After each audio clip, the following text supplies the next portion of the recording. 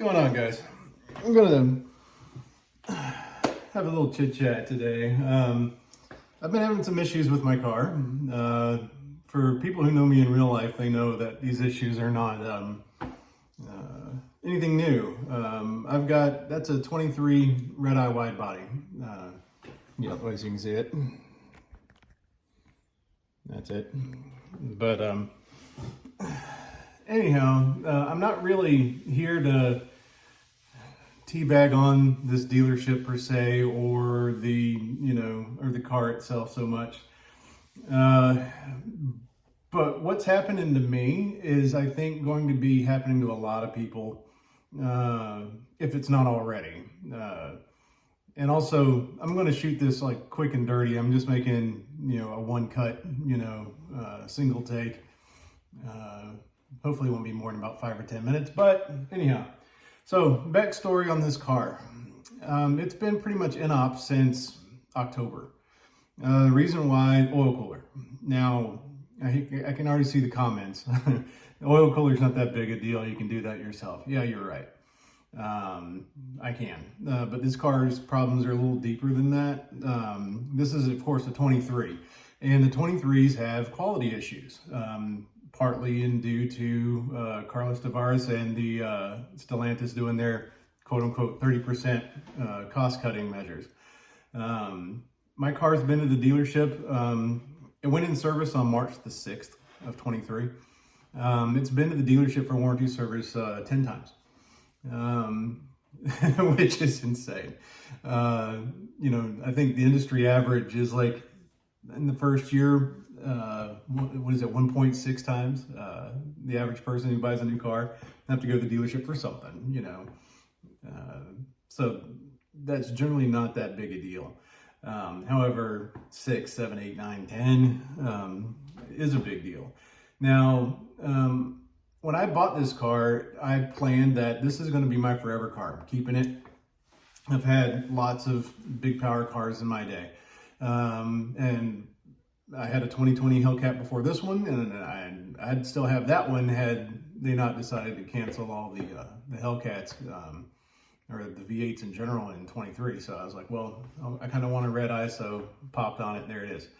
Now, the problem now is with Stellantis having all their problems and their cost cutting, a lot of little things go wrong. I'm going to try and rattle these off the top of my head that I've already had repaired. I've lost an injector twice. So it was the piston, cylinder number 1, then cylinder number 5. I lost the injectors on them. My starter motor went bad. A lot of you guys might have what are called hang starts. That's where you hit the start button and it just kind of chugs, and then finally it starts. Mine was doing that when it was hot, and it was due to the internal heat shielding had gone bad. So when the car was hot, it didn't want to start. Had that repaired.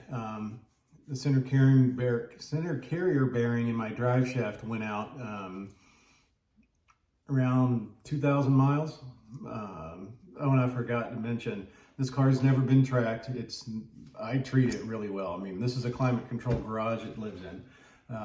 But it is my daily. So I've got over 17,000 miles on this car. And I take it to get groceries. I go out to eat in it, and so it's just, it's my everyday car. It just happens to have 800 horsepower. So anyhow, drive shaft went out. Again, I wasn't doing anything crazy. It's just, it turned out once I tore it apart and looked at it, the rubber boot had a material defect in it.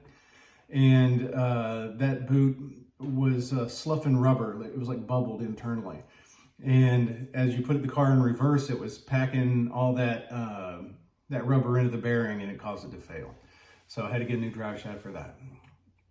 And then the hood liner, the felt thing under the hood, it was malformed, and it ended up drooping, and it sat on top of the supercharger, which scorched it. So I had to, of course, get a new hood liner and repaint the supercharger because it burnt the hell out of it. Let's see what else. My passenger side seat, the heat coils for the heated seats in it, They poked through the leather, so new seat there. I haven't had the common issues like, with the door cards coming loose and things like that. I haven't had any of that stuff. I haven't really had many electrical issues, save for my USB port is currently not working inside the center console for my CarPlay. But now the car's prime issue right now is the oil cooler is leaking, like I said. It's a relatively low pressure oil leak, but it still gets everywhere, as you know. And I've been trying good not to drive it. I'm lucky I've got an Audi I can also drive, but I tried, not to, just because I can't stand that thing. But anyhow, the issue with the oil cooler is basically made it so that my car is in-off, because you never know, you might pop the high pressure seal on it and then it empties all your oil and all that stuff goes wrong. So, long story short, I went to the dealer, to get the service done on it, made an appointment. The day before the appointment, they canceled on me, citing that the oil, not the oil, but their manpower, they had people call in sick or something and they couldn't honor the appointment. I said, sure, whatever, come back in next week. Come in next week, they couldn't get me in. Week after that, they go, sorry, yeah, we'll push it. So, long story short, I had an appointment today to get it fixed again. Supposedly all the parts are there, but they have no idea that I had an appointment today. So, car's back and it's not getting worked on again. And I think there's a good reason for that. And if you look at, how well Dodge is doing right now and Stellantis in general, it's abysmal what's going on with their business model. They don't have anything to sell. They don't have anything in the pipeline anytime soon that anybody wants. You can argue that Daytona Charger EV, not the EV, but the i6 Hurricane variant that's coming with that might have some interest, but not at the price point I think it's going to pop out at. Because realistically, you can get BMW M3 for the same price. You can get that, what they're calling it, that six-pack now. And so would you rather have a BMW with all this cool tech, or do you want just an inline 6,000 pound car? It's like, I don't see the value there. Okay, but anyhow, that's kind of beside the point.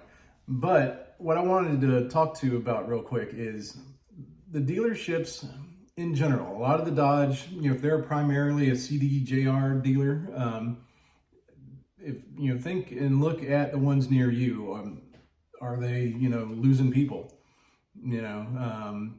My service department here used to have I think around 18 techs. They had 2 SRT trained techs, 8 service advisors, and then they also had like the service department had 2 of these ladies that basically answered the phones and did all the mailings and all that type of stuff. Well, you walk in there today, there are only 2 service advisors, there are no SRT trained techs, and there's only 6 people who work in the entire service department. I live in Tallahassee, so it gives you pretty much an idea of which dealership I'm talking about. It's the only one in town. There's a couple, half hour, 45 minutes up the road in either direction. But they're out of people. And what happens now is for example, I bring this car in, rather than have a bunch of, people on staff to get you in expeditiously. It's like, okay, well, they forgot about my appointment today, but rather than say, okay, well, we'll schedule another one and get you in a few days. No, it's March. They're like, oh yeah, we can't get you until March. So it's like, no. And then if you go in and click some boxes, I can maybe get in at the end of December, if I get a different service advisor. But if I go with my same service advisor, it's March. And basically what's happened is, since they've got nothing to sell, well, these dealerships also have nothing to sell. Now, you're not going to get me defending any dealerships about, all the stuff they did to us when we bought these cars and, how overpriced they were and all that. But on the service side, they're the ones that are also taking the hit, because if the dealership's not making money, when they start laying off people, well, they lay off, the low-hanging fruit. That's your junior sales staff, your office help, people who work in the back offices, that work in finance, they may have gotten rid of a lot of those people.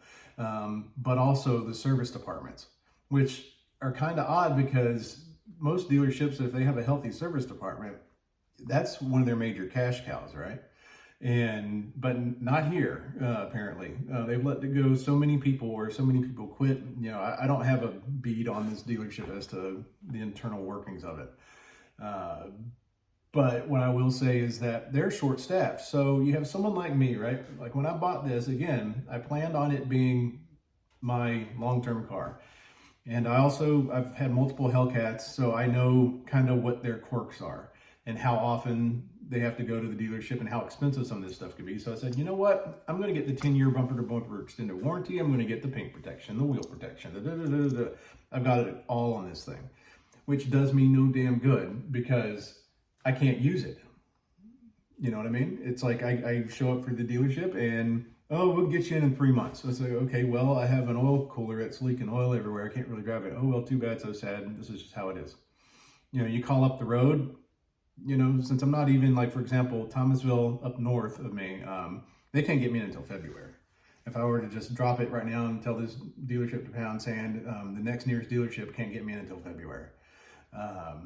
If I go further, like to Jacksonville, which is an excessive amount of time, it's about 2 hours from me, they can get me in December, but they don't have any of the history on this car, so they'll diagnose it and go, okay, well, now we got to order all these parts, which means I have to tow it to Jacksonville, then tow it home, and then in a month or so, whenever the parts come in, I get to tow it back. Which is just the same thing, really. You know what I mean? So that's kind of the issues that I'm having is, while Dodge and Stellantis, may be trying to say, oh, we'll support the car, we'll do this, we'll do that. With what? Because all these dealerships are laying off their people. So that's basically a slice of what it's like in Mopar land right now. I can't get service. I paid all this extra money for all these extended warranties and all this type of stuff. And so I wouldn't have to deal with fixing the car myself. I know you guys probably don't know me that well, but I'm a pretty damn good mechanic. Used to build cars, for a number of years. So I can fix it, but when you paid as much for a car just to have, a nice luxury and to be able to, enjoy it without having to wrench on it all the damn time, that's what project cars are for. Not a project car. It's never going to be a project car. And if this continues on, I'm going to exit the Mopar family, tell you the truth. I don't want to, because like I said, I love this stupid car. But right now it doesn't work, and it hasn't worked since October. And with how, the dealerships are going, it's looking bad. So I hope you guys, don't have the same kind of issues that I've had. And maybe just my neck of the woods is weird, but I've talked to enough people and we're all seeing similar things, in that, you can't just go to the dealership and get service done. Even your express lane oil changes have gone from like 20-30 minutes to 3 to 4 hours, so it's just a mess. So appreciate listening to the rant. But if you're seeing the same thing, hit me up in the comments and we'll talk. All right. Have a good one.